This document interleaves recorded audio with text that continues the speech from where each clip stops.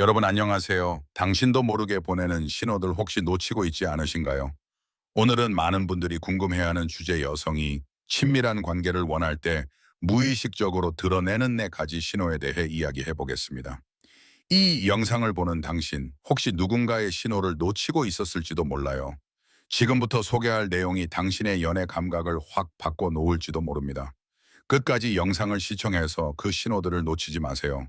사람의 기본적인 욕구로는 흔히 식욕, 수면욕, 그리고 성적인 욕구를 떠올립니다. 이 중 성적인 욕구는 누구에게나 존재하는 자연스러운 본능이며 남성뿐만 아니라 여성도 예외는 아닙니다. 그런데 흔히 연애에서 남성만이 더 강하게 잠자리를 원한다고 여겨지는 경향이 있죠.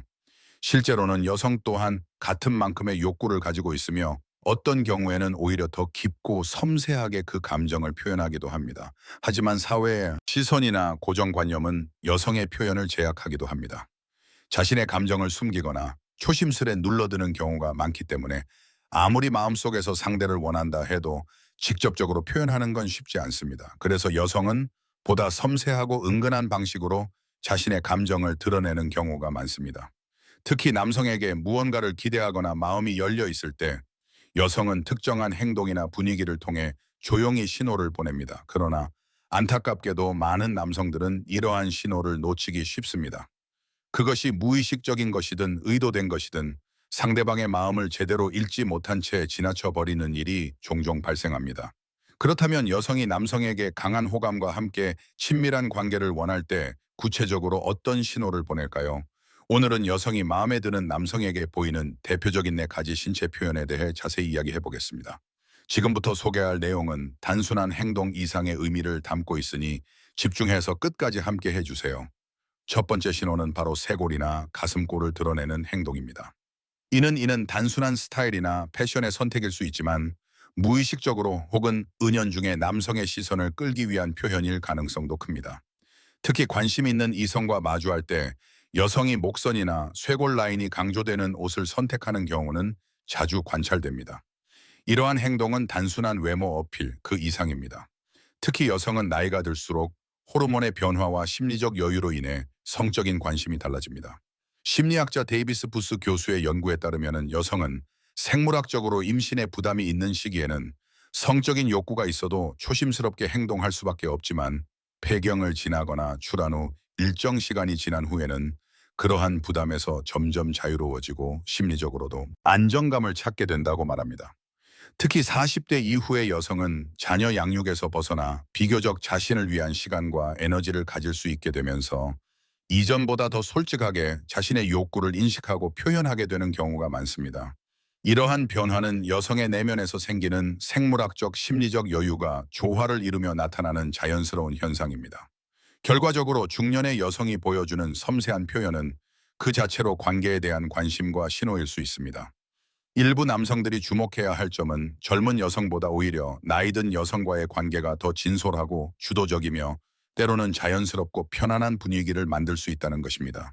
아무리 성격이 높아진 중년 여성이라 해도 자신의 욕망을 직접적으로 드러낸 일은 결코 쉽지 않습니다. 이는 단지 문화적인 제약 때문만이 아니라 여성의 진화 심리학적 본능에서도 비롯된 것입니다.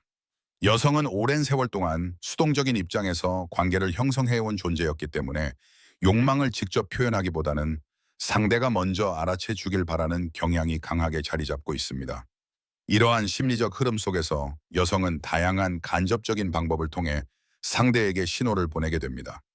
특히 마음에 드는 남성이 있을 때는 더욱더 세심하게 시각적인 효과를 활용하게 되죠. 이는 단순히 예쁘게 보이고 싶다는 바람을 넘어서 남성이 가진 시각적 감수성에 호소하는 본능적인 전략이라고도 볼 수 있습니다. 성적인 욕구가 높아질수록 여성은 무의식적으로 외모에 신경을 쓰고 평소보다 더 과감한 옷차림이나 강한 메이크업을 시도하게 됩니다. 이러한 변화는 테스토스테론 수치의 증가와 밀접한 관련이 있으며 그로 인해 다른 여성들과의 경쟁심도 자연스레 강화됩니다. 이 경쟁심은 이성 앞에서 더욱 매력적으로 보이고 싶다는 본능으로 이어지며 여성 스스로도 의식하지 못한 채 노출이 있는 옷이나 눈에 띄는 패션을 선택하게 됩니다. 따라서 하고 싶은 욕구가 강해진 여성들은 상대 남성이 어떤 시각적 요소에 반응하는지를 잘 파악하고 그에 맞춰 옷차림이나 분위기를 연출하게 됩니다. 예를 들어 깊게 파인 원피스를 입어 쇄골과 가슴골을 은근히 드러내거나 몸에 딱 붙는 셔츠의 단추를 일부러 몇 개 풀어 자연스럽게 시선을 유도하는 식이죠. 이러한 행동은 단순한 꾸임이 아니라 남선이 먼저 다가와 주길 바라는 무언의 표현이기도 합니다. 여성은 본능적으로 남성이 자신의 몸짓과 시각적 신호를 읽어내 주길 바라고 있으며 그것이 곧 관계의 시작점이 되기를 기대하고 있는 것입니다. 여성들은 남성이 어디에 시선을 두는지를 아주 잘 알고 있습니다. 하지만 가슴이 깊게 파인 옷은 모든 여성에게 어울리는 것은 아닙니다. 가슴 크기가 어느 정도 있어야 시각적인 효과가 나타나기 때문이고 설령 가능하더라도 너무 노골적으로 보일 경우 오히려 매력을 떨어뜨릴 수 있다는 점에서 스타일에 신중한 여성일수록 이런 선택을 피하는 경향이 있습니다. 그래서 더욱 숙련된 여성들은 깊게 파인 드레스를 입는 대신 은근하게 쇄골이 드러나는 옷을 택합니다. 보일 듯 말 듯한 누출은 남성들에게 훨씬 더 강한 자극을 줄 수 있다는 사실을 본능적으로 알고 있기 때문입니다. 다시 말해, 몸매 전체를 강조하는 노출보다는 쇄골이나 어깨 라인이 살짝 보이는 정도가 더욱 세련되고 매력적이라는 점을 잘 이해하고 있는 겁니다. 남성들은 이러한 섬세한 시각적 자극에 쉽게 반응합니다. 여성의 쇄골이나 가슴골이 살짝 드러난 모습을 보는 순간 마음의 방어선이 허물어지며 그녀에게 빠져들기 시작하는 경우가 많습니다. 그래서 여성들은 마음을 정하고 남성을 유혹하고 싶을 때 아주 자연스럽게 이러한 요소들을 활용하게 됩니다. 예를 들어 데이트 자리에서 여성이 일부러 쇄골이나 가슴골이 드러나는 의상을 입고 나왔다면 이는 그날 특별히 유혹의 의도가 담긴 신호일 수 있습니다. 남성 입장에서는 그 미묘한 변화를 감지하고 자연스럽게 분위기를 리드하는 태도가 중요합니다. 그녀의 스타일이 전부 다 과감하거나 매혹적으로 느껴진다면 그건 단순한 패션이 아니라 당신에게 보내는 무언의 메시지일 수도 있기 때문입니다. 그리고 또 하나, 여성들이 남성에게 호감을 표현할 때 자주 사용하는 신체 언어 중 하나는 목더미를 드러내는 행동입니다. 이는 단지 우연이 아니라 인간의 본능에 뿌리를 둔 아주 자연스러운 반응입니다. 대부분의 여성들은 관심 있는 남성과 대화할 때 무의식적으로 고개를 기울이거나 머리를 살짝 넘기며 목선을 노출시키는 경향이 있습니다. 왜냐하면 목덜미는 우리 몸에서 가장 섬세하고 민감한 부위 중 하나이며 동시에 경동맥과 경정맥이 지나는 생명의 중심이기도 하기 때문입니다. 미국의 비언어적 의사 소통 전문가인 토니아 라이먼은 여성이 남성에게 마음이 있을 때 무의식적으로 자신의 가장 취약한 부위 중 하나인 목을 드러내려는 본능이 작용한다고 설명합니다. 이는 일종의 신뢰의 표현이기도 하며 동시에 유혹의 시각적 메시지로 작용하게 됩니다. 나타나는 행동일 가능성이 큽니다. 따라서 단순히 머리를 귀 뒤로 넘긴다고 해서 무조건적인 호감의 신호로 받아들이기보다는 그 상황의 맥락과 함께 다른 비언어적 표현들도 종합적으로 살펴보는 것이 중요합니다. 하지만 머리카락을 넘긴 후에도 계속해서 목다움을 드러낸 채 대화를 이어간다면 이것은 분명히 관심과 호감의 표현일 수 있습니다. 여성은 상대방에게 마음이 열렸을 때 더 이상 방어적인 자세를 취하지 않고 점점 더 가까워지고자 하는 본능적인 언어를 신체로 표현하게 되니까요. 특히 상대방에게 매력을 느끼면 긴장된 기색을 숨기지 못하고 자꾸만 자신의 몸 어딘가를 만지작거리거나 머리카락을 반복해서 꼬는 행동을 하게 됩니다. 이는 감정적으로 자신을 진정시키려는 반응이자 무언가 하고 싶은 말을 삼키고 있는 듯한 몸의 신호이기도 합니다. 또한 대화 중 입술을 만지거나 핥는 행동 혹은 내 앞에 있을 때 유독 얼굴이 붉어준다면 그 모든 행동들은 그녀가 내게 호감을 느끼고 있음을 암시하는 비언어적 신호일 수 있습니다. 이는 감정의 컨트롤이 어려운 상태에서 무의식적으로 나타나는 반응으로 내 앞에서만 유독 그러한 모습을 보인다면 그 감정의 진정성을 의심할 필요는 없습니다. 결국 중요한 것은 단일한 행동 하나만을 보고 판단하기보다는 여성의 전반적인 태도와 대화 중 흐름, 시선, 처리, 말투, 표정 등 전체적인 분위기를 함께 고려하는 것입니다. 그렇게 상대의 언어 너머에 숨어 있는 진짜 감정을 조금씩 읽어 나갈 수 있다면 그녀와의 관계는 더욱 가까워질 수 있을 것입니다. 브라고는 실수를 저지르곤 합니다. 하지만 여자 입장에서 보면 그렇게 대놓고 들키는 상황은 매우 당황스럽고 부끄러울 수밖에 없습니다. 특히 마음이 있는 상대에게 무심결에 시선을 줬다가 그 시선이 발각되면 그 감정 자체가 들킨 듯한 민망함과 창피함이 뒤따르기 때문이죠.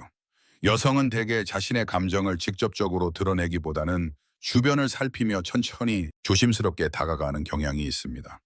그래서 무심코 쳐다본 듯하지만 사실은 꽤 오래 전부터 당신에게 관심이 있었다는 경우도 많습니다. 그저 내색하지 않았을 뿐이죠. 남성들이 이런 부분을 예민하게 알아차리고 눈치껏 반응하는 것이 진정한 배려라고 할 수 있습니다. 만약 여성이 여러 번 시선을 주고 있음이 느껴졌다면 굳이 이유를 묻지 말고 가볍게 미소를 지어주거나 자연스럽게 대화를 시작하는 쪽으로 유도하는 것이 훨씬 더 매끄럽고 효과적인 접근법이 됩니다. 그렇게 하면 여성도 자신의 감정을 들킨 듯한 민망함 없이 부드럽게 관계를 이어나갈 수 있는 여지를 느끼게 되죠. 결국 중요한 것은 그녀의 시선이 담고 있는 감정의 깊이를 꿰뚫는 민감함입니다. 괜히 직설적인 말로 상대방을 무장하게 만들기보다는 그 눈빛의 의미를 조용히 이해하고 기다릴 줄 아는 여유가 더 큰 매력으로 다가올 수 있습니다. 그리고 그 여유로움 속에서 둘 사이의 거리도 자연스럽게 좁혀지게 되는 것이죠. 있습니다. 특히 좋아하는 사람 앞에서 자연스럽게 지어지는 미소는 단순한 인상 이상의 의미를 가집니다. 여자는 관심 있는 남자 앞에서 그 어떤 장신구보다 더 매력적인 무기가 바로 미소라는 사실을 잘 알고 있습니다. 그래서 말투도 부드러워지고 눈빛도 한결 따뜻해지며 목소리 톤도 평소보다 더 높고 경쾌하게 바뀌게 되는 거죠. 콧소리가 살짝 섞인 귀여운 말투나 말끝을 올려 묻는 듯한 어조는 의식적으로 연출하는 것이 아니라 감정이 자연스럽게 묻어나오는 결과입니다. 이는 여성이 본능적으로 이 사람에게 잘 보이고 싶다는 마음이 들었을 때 나타나는 반응이기도 합니다. 또한 웃음은 단순히 즐거움의 표현을 넘어서서 상대방의 긴장을 풀어주고 거리감을 좁히는 데 있어 매우 효과적인 감정적 소통 수단입니다. 상대방의 긍정적인 감정을 전달하고 싶을 때 가장 쉽게 접근할 수 있는 방법이기도 하죠. 그래서 여자는 웃으면서 당신을 바라보고 말끝마다 잔잔한 미소를 얹으며 작은 농담에도 크게 웃어줍니다. 이러한 변화는 평소 그녀의 말초나 성격과 비교해 봤을 때 더욱 뚜렷하게 느껴질 수 있습니다. 평소에는 차분하거나 무심한 스타일이던 사람이 특정 남자 앞에서만 유난히 말이 많아지고 잘 웃는다면 그건 단순한 우연이 아닙니다. 마음이 움직였다는 가장 순수한 형태의 시그널일 수 있습니다. 남자가 이 미묘한 변화들을 민감하게 알아차리고 자연스럽게 호응해 준다면 그 관계는 좀 더 깊은 신뢰와 친밀함으로 이어질 가능성이 높아집니다. 여성이 평소보다 유난히 애교를 부리거나 자주 웃으며 자꾸 눈을 맞추려 한다면 이는 단순한 호감 이상의 신호일 수 있습니다. 특히 이처럼 적극적인 행동이 평소 그녀의 성향과 다르다면 더욱더 의미 있는 시그널로 받아들여야 하죠. 하지만 여기서 중요한 건 원래 애교가 많은 성격인지 아닌지를 먼저 파악하는 것입니다. 단지 말투나 표정만 보고 그녀의 진심을 단정짓기에는 다소 무리가 따르기 때문입니다. 그녀가 주변 사람들과 있을 때 어떤 태도를 보이는지 관찰해 보면 쉽게 비교가 가능합니다. 예를 들어 식당 직원에게 응대할 때나 일상적인 대화 속에서 어떤 말투와 표정을 사용하는지 유심히 살펴보는 것이죠. 만약 여러분 앞에서만 유독 애교가 넘치고 눈빛이 자주 마주치며 웃음이 많아진다면 그것은 자연스럽게 내비친 감정일 가능성이 높습니다. 이럴 경우 남자는 그 분위기를 빠르게 감지하고 적절한 농담이나 칭찬으로 대화를 이어가면서 자연스럽게 좀 더 친밀한 공기를 만들어가는 것이 좋습니다. 다만 조급하게 다가가거나 섣불리 단정 짓는 행동은 오히려 분위기를 깨뜨릴 수 있으니 주의가 필요하죠. 여자의 말투와 표정은 그저 단초일 뿐 이것만으로 모든 것을 판단하지 말고 다른 행동들과 함께 종합적으로 살펴보는 것이 바람직합니다. 지금까지 여성이 이 관계를 원할 때 무의식적으로 드러내는 네 가지 신호에 대해 말씀드렸습니다.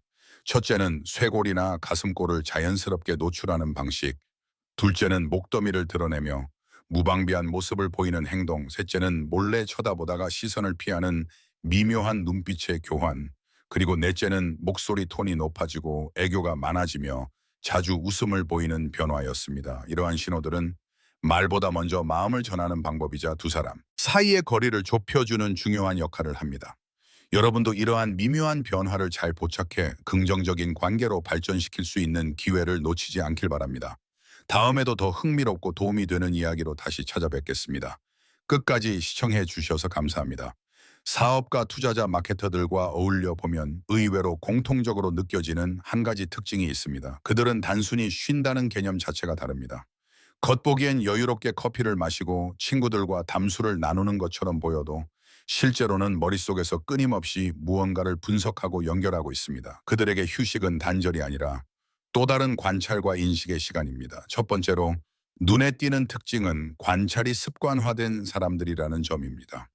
예를 들어 사업가는 단순히 카페에 앉아 쉬는 것처럼 보여도 그 순간에도 이 매장의 일일 매출은 어느 정도일까? 운영 인력은 몇 명일까? 회전율은 좋을까? 같은 질문을 자연스럽게 떠올립니다. 부동산 투자자는 음식점의 입지를 보며 이 지역의 평단 가격은 얼마였지? 임대료 수익률은 괜찮을까를 따지고, 주식 투자자는 식사를 하다가도 이 제품 제조사는 어디지 혹시 상상가 하며 검색을 시작합니다. 마케터는 인스타그램을 보다가도 눈에 띄는 광고를 보면 왜 이건 클릭하고 싶지? 이건 어떤 심리를 건드렸지? 라는 생각과 함께 구조를 해부하듯 분석합니다. 이 모든 관찰에는 하나의 공통점이 있습니다. 바로 자신의 분야를 통해 세상을 바라보는 습관이라는 겁니다. 그리고 이 습관은 억지로 만든 것이 아니라 흥미와 즐거움, 그리고 일상에 익숙함에서 자연스럽게 형성된 것입니다. 그래서 이들에게 관찰은 더 이상 노동이 아니며 놀이처럼 자연스럽고 재미있는 활동입니다. 두 번째 특징은 사고 체계가 몸에 뺀 사람들이라는 점입니다. 이들은 마치 머릿속 전원이 꺼지지 않는 사람들처럼 보입니다. 새로운 비즈니스 모델을 접하면 구조를 곧바로 파악하려 하고, 가격과 수익률을 계산하며 수치로 생각하고, 광고 흐름이나 콘텐츠의 전개 방식도 본능적으로 해석해 나갑니다. 이처럼 그들의 사고방식은 일상의 모든 장면과 자연스럽게 맞물리며 끊임없이 순환합니다. 이는 단순한 지적 호기심이 아니라 그들 삶의 일부이며 자신이 속한 세계와 끊임없이 대화하는 하나의 방식이기도 합니다. 이들의 사고방식은 단순한 습관이 아니라 학습과 경험을 통해 체화된 일종의 자동 반응에 가깝습니다. 복잡한 현상도 자연스럽게 분석 가능한 단위로 나누어 보고 그 단위를 자기 삶과 연결시켜 해석합니다. 이것은 흔히 말하는 직업병과는 다릅니다. 오히려 자신의 분야에 깊이 있는 이해를 가진 사람들이기에 일상 속에서도 그 시야가 무의식적으로 작동하는 것입니다. 세 번째로 주목할 점은 이들은 노는 와중에도 끊임없이 배우는 사람들이라는 사실입니다. 자기 계발서에서 흔히 언급되는 성공한 사람은 대응을 멈추지 않는다는 말이 여기서 증가를 발휘합니다. 하지만 그 배움이 꼭 책상 앞에서만 이루어지는 것은 아닙니다. 그들은 일상의 모든 순간, 심지어는 쉬는 시간, 짧은 여행, 사소한 소비 경험까지도 자신만의 관점으로 관찰하고 해석하며 학습의 자양분으로 삼습니다. 그래서 이들에게 휴식은 단절이 아니라 통찰을 위한 공간입니다. 새로운 시야를 얻기 위한 여유이자 다음 행동을 위한 준비 단계인 셈이죠. 그리고 네 번째 특징은 바로 자기만의 렌즈로 세상을 본다는 것입니다. 이들은 세상을 있는 그대로 받아들이지 않습니다. 무언가를 소비할 때도 단순히 소비하지 않고 왜 이 제품이 잘 팔릴까? 누가 탁을까? 유통 경로는 어떻게 되어 있을까? 이 사업 모델은 장기적으로 지속 가능할까? 같은 질문을 스스로에게 던지며 세상을 입체적으로 해석합니다. 이처럼 자신만의 사고 렌즈를 가지고 있다는 것은 그들의 전문성과 경쟁력을 결정짓는 핵심입니다. 결국 잘 되는 사람들은 다르게 논다는 말은 단순한 표현이 아닙니다. 그들은 보는 방식이 다르고 생각하는 깊이가 다르며 그렇게 축적된 인식이 다른 결과로 이어지는 것입니다. 그들이 세상을 어떻게 즐기고 무엇을 바라보고 어떻게 해석하느냐가 결국 그 사람의 삶의 방향을 결정짓습니다. 흥미로운 점은 이렇게 사고하고 행동하는 사람들과 함께 시간을 보내다 보면 어느 순간 우리 역시 그들의 시야를 닮아간다는 사실입니다. 업무 능력 자체가 달라진 것은 아닌데도 세상을 바라보는 각도, 무언가를 마주했을 때 떠올리는 질문, 그리고 집중하는 지점이 자연스럽게 바뀌기 시작합니다. 예전엔 그저 한 잔의 커피였던 것이 이제는 이 브랜드는 어떤 전략으로 고객을 끌어들이는 걸까라는 관점으로 다가오고, 그냥 지나치던 거리의 건물도 왜 이 자리에 이런 브랜드들이 들어왔을까라는 새로운 궁금증을 불러일으킵니다. 세상이 더 입체적이고 타칭적으로 보이게 되는 것이죠. 결국 우리가 배워야 할 것은 단순히 놀지 말고 일하라는 식의 옛 조언이 아닙니다. 오히려 중요한 건 노는 방식 자체를 바꾸는 것입니다. 진짜 잘 되는 사람들은 쉴 때조차 관찰하고 연결하고 해석하는 뇌를 멈추지 않습니다. 그들은 가만히 있어도 세상의 움직임을 읽어내며 그 흐름 속에서 새로운 가능성을 포착합니다. 이런 태도야말로 지금 시대에 필요한 진짜 경쟁력입니다. 쉬면서도 배우는 사람들. 그들이 쉬는 동안에도 돈을 번다는 말의 진짜 의미는 단순한 수익 창출을 넘어섭니다. 그것은 관찰과 배움 인식의 확장이 이루어지는 순간을 뜻합니다. 그리고 우리도 그들 곁에 머무르며 그들이 세상을 읽는 방식과 통찰의 일부를 차근차근 닮아갈 수 있습니다. 어떻게 노느냐가 곧 어떤 사람이 될지를 결정한다는 말. 그 안에는 더 깊은 진실이 담겨 있는